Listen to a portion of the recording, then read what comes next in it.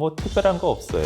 임신에 있어서 제일 중요한 요인, 그 어떤 것보다 또 단일 요인으로서 또 임신에 가장 크리티컬한 영향을 주는 게 뭐냐?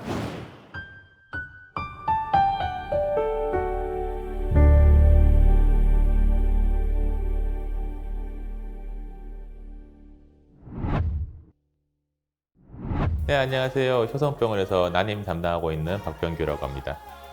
어떨 때 받으면 내원하면 좋을지.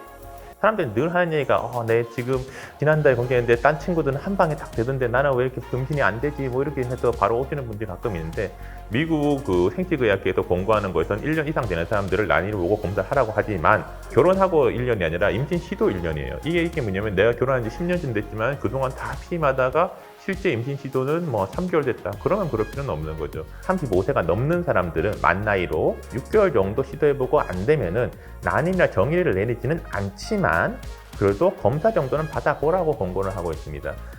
난임 검사는 진행하게 됐을 때 검사 과정이 불임의 원인을 봤을 때 남성 원인, 여성 원인이 있을 때 그 두 개의 원인이 거의 동일해요. 거의 반반으로 보면 됩니다.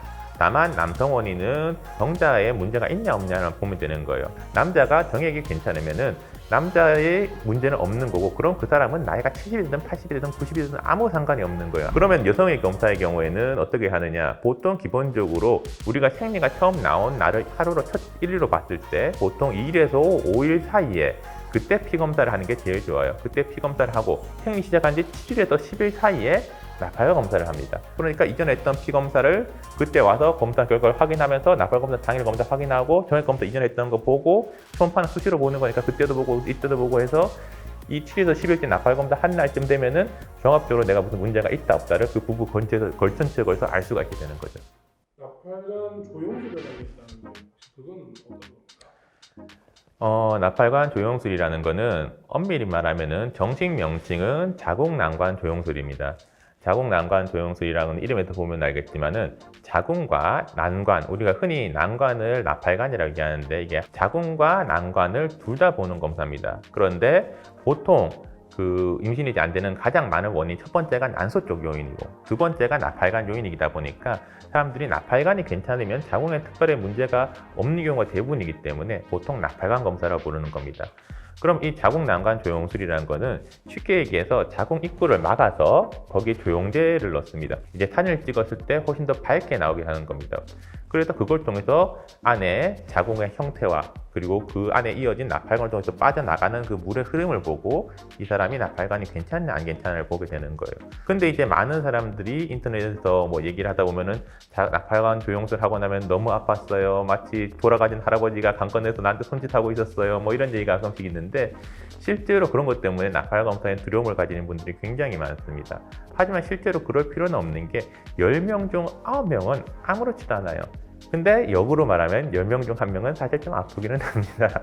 난임 판정을 받고 나면 인공수정과 체외수정을 정자 기본적으로 자궁 경부를 뚫고 안으로 들어오는 비율이 1000마리 중 1마리 내지는 10,000마리 당 1마리밖에 안 됩니다. 인공수정이라는 건 결국은 그 과정을 다 생략하고 1000대1, 10,000대1 거치고 뭐 40%, 4%인 게 아니라 99% 괜찮은 애들을 바로 자궁에 쏴주는 과정입니다. 확률적으로 난자한테 도달하는 정자 수가 훨씬 많겠죠. 그렇기 때문에 이제 남성의 정자가 좀 부족하거나 운동성이 떨어졌다는 어떤 남성 요인의 경우에는 이게 확실히 효과가 있고, 그 외의 경우에는 그닥 이득을 보기는 힘든 방법이라고 보시면 됩니다. 그럼 시험관이라는 건 어떤 거냐? 그냥 바로 난소에서 난자를 뽑아내서 그것을 몸 밖에서 사정했는 정자에서 뽑아낸 정자랑 난자랑 서로 같이 붙이는 거예요. 그 만들었던 애기씨를 자궁 안에 바로 넣어주는 과정입니다. 그러니까 원래 몸 안에서 이루어야 되는 모든 과정을 몸 밖에서 처리하는 거죠. 다만 그 이전 단계, 배란 이전 단계까지는 몸에서 그대로 다 이어나가기 때문에 어떤 우리가 새로운 걸 창조한다든지 어떤 인위적인 걸 하는 게 아니라 정상적인 생리와 배란, 임신 과정에서 일하는 과정을 약간 우회해주는 그런 과정이라고 생각하시면 됩니다. 다음으로는 신선대와 냉동비. 이게 인터넷에 보면은 가끔씩 냉동배아가 임신율이 좋기 때문에 다짜고짜 와서 냉동배아 이식해주세요 이런 분들이 가끔씩 있는데, 신선배아와 냉동배아의 차이는 엄밀히 말하면은 근원적으로 그 배아의 차이는 없습니다. 그러면은 신선배아와 냉동배아를 했을 때 임신율은 누가 좋냐? 똑같습니다. 근데 차이는 뭐냐? 보통 신선 배아는 3일 배양한 다음에 이식을 해요. 그리고 3일 배양하고 남는 거를 5일까지 키워서 5일 때 얼려요. 일반적으로. 그러다 보니까 이쪽은 신선은 3일인데 냉동은 5일을 비교하게 되는 거예요. 서로 다르죠. 그러니까 신선 3일이랑 냉동 3일이랑 비교하면 임신율이 차이가 없어요. 신선 5일이랑 냉동 5일이랑 비교하면 임신율은 결국 차이가 없어요. 근데 사람들이 비교할 땐 신선 3일과 냉동 5일 비교를 해보니까 냉동이 낮다고 얘기가 나오는 거예요. 난임에 좋은 음식이나 아니면 생활 습관 이런 거 사실 저는 이런 질문 할 때마다 들을 때마다 맨날 거의 똑같은 얘기를 하거든요. 답은 하나밖에 없습니다.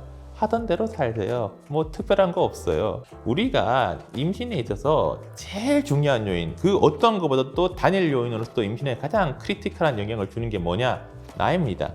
내가 아무리 막 술 마시고 담배 피고 뭐 한다고 뭐 안 좋은 습관 할 건 다 한다 그래도 20대 초반에는 임신 잘 돼요. 근데 내가 정말 몸을 정결히 하고 뭐 목욕 재개하고 뭐 산삼을 먹고 뭐 인삼을 먹고 뭐 먹고 해도 나이가 많으면 힘들어요. 딱히 이게 뭐 난임이기 때문에 적용되는 얘기가 아니에요. 우리가 보통 젊어지기 위해서 해야 되는 일들 다 알잖아요. 뭐 술 안 먹고 담배 안 피고 운동 열심히 하고 스트레스 안 받고 잠 충분히 자고 그거 하면 되는 거예요. 그 이상의 케어 필요 없습니다. 그걸 하기 위해서 내가 뭔가 어떤 걸 더 하겠다고 스트레스를 받는다? 그게 더 문제인 거죠.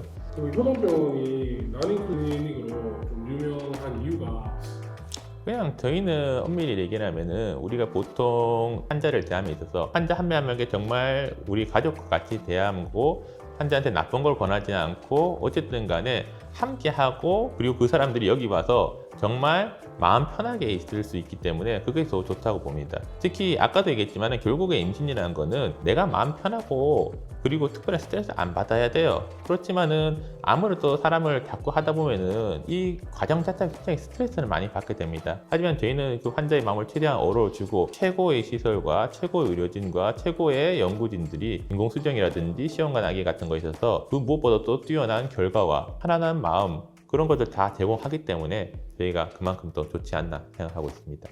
웰리스 수성, 좋아요, 구독 모두 아시죠? 부탁드립니다.